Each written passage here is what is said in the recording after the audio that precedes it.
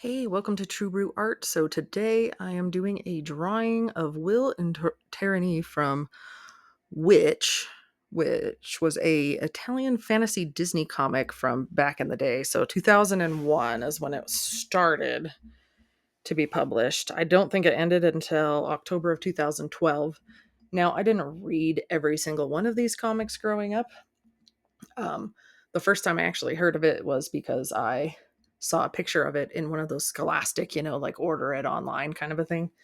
Well, not online. I don't think we had that back then, but I remember I put in my order, and then when I was super excited because I liked the cover. I thought it looked pretty, so ordered it, got it, and was actually surprised that it was a comic. I had no idea. I thought it was just a regular chapter book, but I really liked the issue, and then was really torn up because, of course, as you know, it's a serialized series. It didn't end. So eventually I ended up finding the books through Barnes and Noble. Now, except they didn't have the comics like they did. These were weird, like chapter books, and they took pages from the beginning of the comic and then the end of the comic and put them at the end, and the rest of it was chapter book. Um, which disappointed me, but it was all I could get. I had loved the first issue, so I went back and I think I bought quite a few of those chapter books, and they came with like little trading cards. I think I still have in a box somewhere. I didn't get all of them, unfortunately, because I think I only had, I'm not sure which ones I had actually. No, I think I had Irma and Taranee. Um, so which they looked really cool. They're really shiny, and I remember thinking, "Oh man, these are so awesome." But yeah, that was my first experience with the story. If you don't know the story, it's five girls. One of them is given a mystical item known as the Heart of Kandrakar, and they are called to be guardians of the Veil, and they're supposed to protect other worlds from evil, essentially. So Will has the power of the heart, which is really a MacGuffin that lets her do anything. And then the other girls have the power of the elements. Irma is water, Taranee is fire, Cornelia is earth, and Halen is air. And they pretty much go around, they fight bad guys and all of this stuff. The first arc covers them. One of their friends disappears, and she's working with the enemy, and they don't know why. And they find out later she's the princess of Metamor, this other mystical world that they have to travel to and from and defeat the evil prince that's there. And loved it. I mean, I was probably so if I got it off Scholastic, definitely elementary school, 2001. So, love the books. Will say, will say though, having gone back and as an adult, they actually re-released them in the last couple of years, the comics, um, online through Amazon. I don't know if they did it anywhere else, but you could get the compilation. So it was like multiple issues in a set. So I actually, when I was younger, I think I only read up through the Narissa arc, and then after that, I couldn't really find them anymore. Through the library or through the, what would you call it? Through the store. And I'm probably lost interest and had fallen into other books at that point. But I always kind of kept coming back to it every once in a while because I really like the art style. Um, not every issue. If you look at issue, to be honest, I think my least favorite drawn issue is issue number 12, which I feel like should have been their best drawn issue. I don't know if their regular penciler artist was out, but the art to me is like super wonky and off model, which I mean happens. But because for the most part, they seem to have a couple of different artists, but then it seemed like they had like one main consistent artist throughout the series. Because the first issue even looks different from like the second issue to the third. Not quite sure what the changes were there, but like, because I would say the first issue looks spectacular. Love to look at it still. Um, I still have my old copy that's a little beaten up and stuff, and I still love to flip through it. I now have the new version, which is so funny because they've changed up some of the dialogue, switched up. Um, I think the new ones are actually more accurate translations, and the older ones were a little watered down more. Because man, some of the stuff that I remember them saying in these newer ones, I was like, "Huh, I don't think they would have gotten away with that back when I was a kid. They would have censored that." Um, or like when Trani gets like hit by her mom and all this stuff. But uh Yeah, I overall, yeah, ended up kind of falling by the wayside. But then I was at my grandma's house, and we didn't grow up with a lot of cartoon channels. We had our main staple was like PBS, and we had like Warner Brothers in the morning on Saturdays. And that was kind of our main things, or Deke, if you remember that. But so we were over at her house one time, and I remember there was a scene of the girl floating in the air, and I was like, "Oh, that kind of looks like Elion from Witch." And then I was watching, and I was like, "That is Elion from Witch." And it turns out they had made an entire TV series. And so I went online and, of course, hunted it down and found it and watched all the episodes on YouTube, which I think are still there. I think that's really the only way you can find it now, which is a super bummer, because I would actually say I like the series better. Something about they took what the comics was, well, because the comics are more about like, oh, here's like our emotional, it's all about like their relationships. But honestly, the girls are like really catty in the comics. It's so funny reading it because, like I said, I only read the first two arcs as a kid, which I thought were pretty magical, or whatever, But going back, I'm like, man, these girls are really mean to each other. Um, and you're like, why are they friends? Like, but the show, I think they make some changes. Cornelia's they kind of, I don't know, that she's the only character I think who probably changed the most in terms of personality from the transfer from the comic to the show. But I can kind of see why they did that, because the version, so she's kind of mean, like, and stubborn the first few issues because she's Earth, but then she kind of just falls for a boy, and then like the rest of her characters are just like, oh, boys, but which was fine. I didn't mind that aspect of the comics, but it just kind of, she never became that same character again after that, it seemed like. So when they kind of changed her personality to, she's a little more popular, she's a little more like kind of mean girl, she's still stubborn like she is from the comics,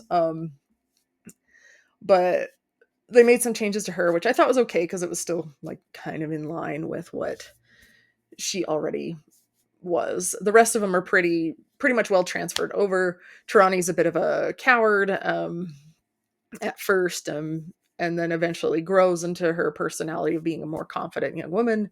Um, you have Irma, she's the funny one. You have Halen, she's the airy, she's air, so she's the airy kind of, out there one. And again, they deal with some of they pull from the comics, they take a lot of the relationships, they kind of tweak them and change them a little bit, which I think is for the better. For a lot of it, they have a slower build romance between, I think it was kind of slow in the comics too, between Will and Matt, but they make Matt look okay. Matt looks like he's like 25, and she's like supposed to be like 14 in the comics, and they go back, they kind of change that, they young him down a little bit. Don't know if they needed to darken up his hair or whatever, but I thought he was a great addition. And then once he finds out the secret in the series, he becomes, bit of an asset, bit of a liability at the same time. Um, they also redo the whole Caleb and um, Cornelia dynamic, because, well, in the comics, she's just kind of like, oh, Elion magically drew him one day, and he was super dreamy, and he was the boy of her dreams, and she actually meets him in the mystical world, and then it's fated that they'll be together, which is hilarious, because then they break up like 20 issues in, and it turns out that wasn't, her destiny after all. I'm like, why did you waste our time with all of this? I don't know. For me, I'm a big person, a big like, yeah, it's teenage romance, but I'm like, if you're gonna drag us through all of this like investment and then just break it off, it's kind of annoying. But overall, I would say the cartoon series holds up really well. I like the voice acting a lot. There is a lot of like, it's early 2000s, so a lot of early 2000s fashion, and then a lot of the music beats in the show. There's a couple little hangups here and there, like Blunk is a big hangup. I don't know why they added Blunk. He's like one of the. It's like, imagine if you haven't seen the show. Imagine if they took Gollum and Jar Jar Binks and just had him be there all the time. And I'm assuming they created him just to appeal to the male demographic, but I'm just like, I don't even think little boys would be like, haha, that character looks like a booger. Like, can't wait to watch the show. It actually did have really decent action in the show, for the animation style that it had. Um, and I think that's what was more fun too, is they made the villains more of a threat, and they extended the arcs a little bit to give it some more depth, so you kind of knew the characters a little bit better. And I mean, you still get to see the teen hijinks that were in the comics, but it didn't feel like the girls were infighting constantly like it did in the comics. But I mean, overall, I would say it's like, if you haven't seen those 2 seasons of Witch, it's like, go find them on YouTube, check it out. I do recommend it. I think it still holds up decently well, especially if you have like young girls in your home and you want to give them a little slice of like early 2000s. Because I know at the time, what was the other one? It was Winx, came out around a similar time, which is hilarious because Disney actually tried to sue Winx for stealing the idea, because the whole thing is they look like fairies in Witch, and then they're actual fairies in Winx. And Disney tried to sue Winx for stealing like, hey, you're trying to steal our idea, which of course they got beaten down, because magical girl stuff's been around forever. It's like, and first off, like, the artist that created Witch is trying to sue you guys to get her the rights to her characters back because of, I don't think they gave a explanation actually as to why that did happen. Kind of wish she had. Would have been interesting to see what had happened if she had gotten, you know, the rights to her own characters and those things back. I think she ended up doing like a different series, of course, and I don't think worked with Disney again. But which is always a shame. You always find out that stuff when you're older. You're like, oh, my favorite series. This is great. And then you go back and you're like, oh man, there was all this stuff going on in the background, which is just a harsh thing for creators, I think, to have to deal with. Is be careful, who you sell the rights to, who you're working with and publishing for. If, you're going to have creative differences down the line, you really have to watch for that. We kind of live in an age now where it's kind of nice. You can self-publish, and, your project can kind of live and die by its own merits at this point. Your only hard thing is you got to get it out there. But, you know, there's so much social media and like Kickstarters and all of these things that you can do. And it's like, oh, it would have been interesting to see kind of what would have happened if she had been able to kind of, I don't know what her vision was for the series, but it would have been interesting to see if maybe it had taken a more serious route, or if it had, aged up the girls a little bit, because I think in the series they generally stay the same age, even though there was changes over time. Like Will's mom remarries. I think she even gets like a half sibling, and like, they kind of, a few of the girls swap boyfriends around here and there. Um, and then, yeah, again, it ended in 2012. I know they did a reboot. I saw the art for it, and I didn't like a lot of the changes they made. It kind of just looked like they're all wearing sportswear. And then when you read like, oh, they changed the personalities of the girls too. Like, I mean, like I said, the show kind of did that, but just to one of the characters. And I think it was to kind of make her a little more relatable. Because a lot of people don't really understand like super grounded characters, I guess. And so it's like, but it seems like they kind of just changed the personalities and the backstories. I think that was the other big thing, is they changed a lot of the backstories to the characters, which is kind of like a weird thing anyway. Plus, Elion had a very iconic look with her dual braids, and she had the little loops. And then they just kind of singular her down to one braid. Yeah, it's just kind of interesting that it's like, okay, it finally gets a reboot, but, and I think that's my thing. It's like, you get these reboots now, and they're always constantly trying to modernize everything. And I'm like, nah, I think it would have been interesting if you just kind of kept it, but, just kind of either picked up the story where it left off, or, if you did redo it, it's like, redo the aspects of the story that weren't as good. Like, do what the series did, where it kind of extended the storylines out and it tied different things together. If I recall correctly, the same people that worked on Witch also worked on like Spectacular Spider-Man and even like Gargoyles and stuff. So there was a lot of like twists and turns, and like, with the plot, and with people kind of tricking each other and betraying each other, especially in season 2. And it's like, man, it's like, that was really interesting, and it didn't necessarily shy away from the jokes or any of the concepts, or, the, stuff that you'd have. And one thing I did appreciate Witch at the time, because this was something I didn't really like as a kid, because you always kind of knew, is whenever they would have like a girl power, like tee our girl power is what's doing something about that. It's just so much more patronizing, I think. It's like, okay, if you've seen X-Men 2002, or the X-Men Evolution, I don't know why I said 2002. I think that might be the movie. But if you've seen the X-Men Evolution, there's an episode where it is very clearly a girl power episode. And what sucks about it, the animation's actually great. I recommend it. There's this whole cheesy like girl power song and everything. They dress up in these stupid skanky outfits for no reason, to go fight crime or whatever. Which at the time it's like, oh, okay, so to be powerful, I have to change my clothes and be an entirely different person. Thanks, I love that message. Well, but then they also had to change the characters of the men for some reason.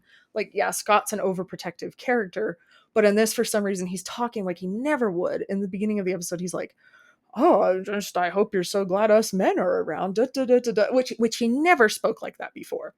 And they did that in order to make this episode work, which I thought was just, it's like, dude, you just assassinated your character for just like one single episode to set up this honestly really dumb plot. Um, my favorite was it would show the news and it showed the outlines of the girls. And you're like, okay, how does nobody know who these people are?